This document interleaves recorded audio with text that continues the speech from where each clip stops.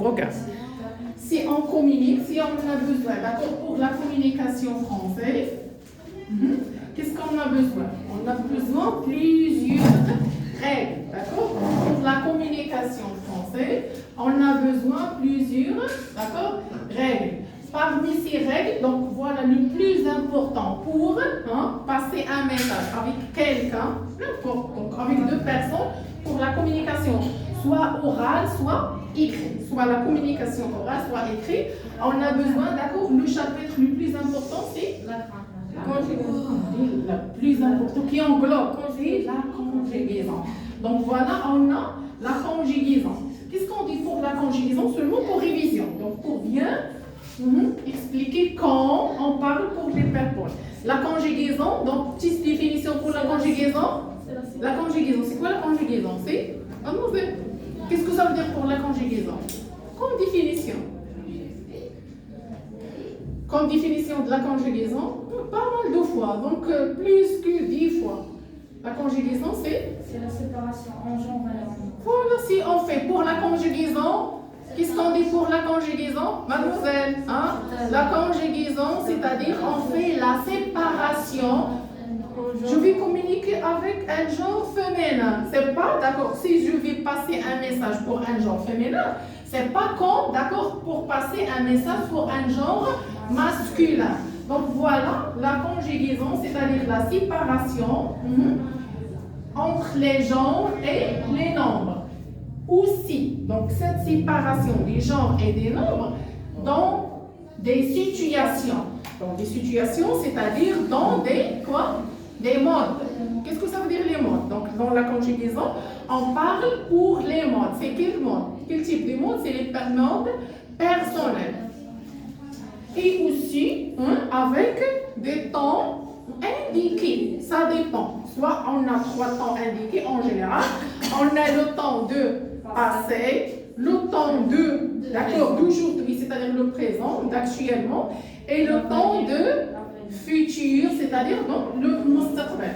Pour la conjugaison, on fait la séparation des genres et des nombres dans des situations, d'accord, quelconques. Qu'est-ce que ça veut dire quelconque? C'est-à-dire les modes, avec des temps déterminés, Si on parle pour le mode indicatif, c'est-à-dire on parle pour 4 temps simples et 4 temps composés. Donc c'est 4 temps simples, le présent, le futur simple, le passé simple et l'imparfait. Pour les temps composés, donc c'est bon. Donc voilà, les temps composés, on ajoute des auxiliaires, soit des auxiliaires, d'accord, être, avec, comment on dit, les verbes d'être ou bien d'action. Donc voilà, avec l'auxiliaire avoir.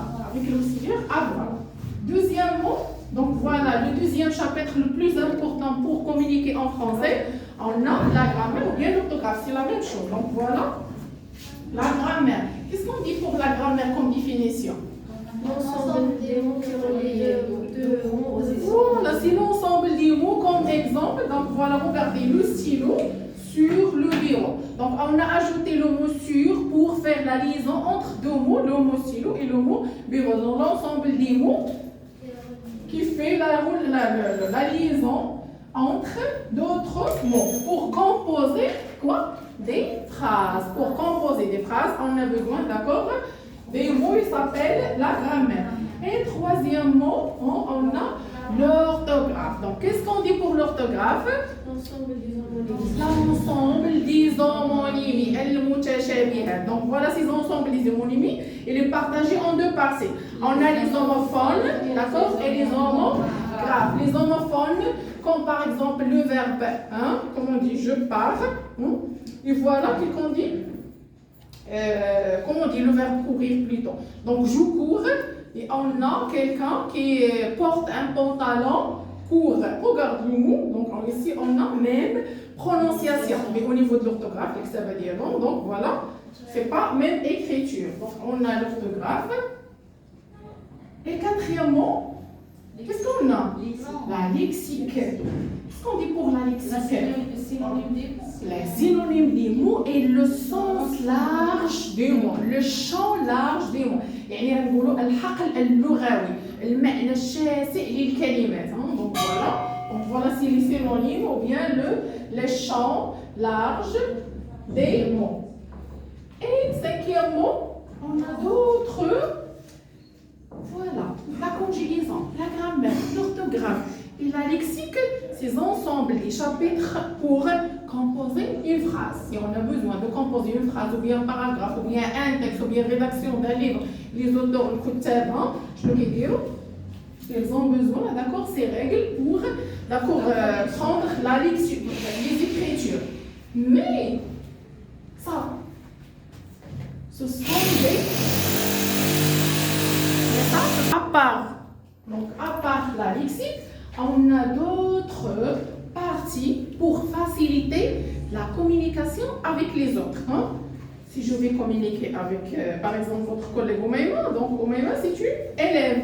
Donc, élève, je vais communiquer avec une communication de sens ou bien du type de l'éducation.